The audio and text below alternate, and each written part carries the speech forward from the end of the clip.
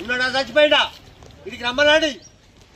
ఇప్పుడు వస్తాయిగా ఎలక్షన్లు, ఒక్కొక్క రమ్మని. ఇప్పుడు మోర్లు క్లీన్ చేయమంటే క్లీన్ చేయరు. మున్సిపల్ కమిషనర్ చెప్తే ఏదో చిన్న మున్సిపల్ కమిషనర్ ఉంటాడు. లెటర్ ప్యాడ్ల మీద కాంప్లైంట్ ఇచ్చిన మున్సిపల్ వాళ్ళకి కూడా మేము ఇంటికి 150, 200 వేసుకుంటా క్లీన్ చేపిస్తున్నాము మున్సిపల్ వాళ్ళతో. మరి ఎందుకు మున్సిపల్ ఉన్నారు వ్యవస్థ, మున్సిపల్ వ్యవస్థనే తీసి పడేయండి. కౌన్సిలర్ ఫోన్ చేస్తా, కౌన్సిలర్ లేపాడు. ఎమ్మెల్యే ఫోన్ చేస్తా, ఎమ్మెల్యే రాడు. ఎందుకన్నా వ్యవస్థ?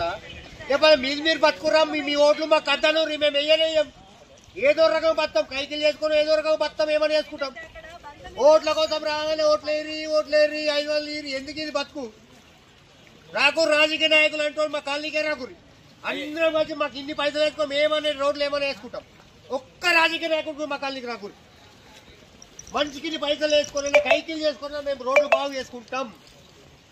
ఓటు కోసం వస్తే మాత్రం తంతాం, ఇది పక్క. ఓటు కోసం వస్తే మాత్రం తంతాం.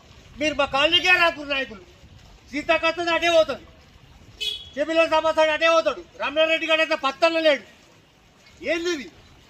మా ఇల్లు చూడు ఒకసారి, మా ఇల్లు చూపిస్తే పరిచయం అవుతారు. మా ఇల్లే కాదు, కాలనీలన్నీ ఒకసారి డోర్ తీసి మీ వీడియో తీస్తే మీకు అర్థమవుతుంది మా బతుకులు. మొత్తం దీపైనాక వస్తారా అన్న? 8 ఏళ్ళకి ట్యాంక్ ఎక్కితే 12 దాకా ఏ నాయకుడు రాలేదు. ఇలా ఏం తింటారు? ఇలా భార్య ప్రెగ్నెన్సీ ఈమెట్ పోవాలి, పరిస్థితి ఎట్లా? నాయకులు రారే, మేము ఓ రాకురే. మీ రోడ్లు పైన మేము మనిషికి 5, 10 ఏడాది దాకా జమ చేసుకుని మేము చేసుకుంటాం. నాయకులు మాత్రం రాకూరు.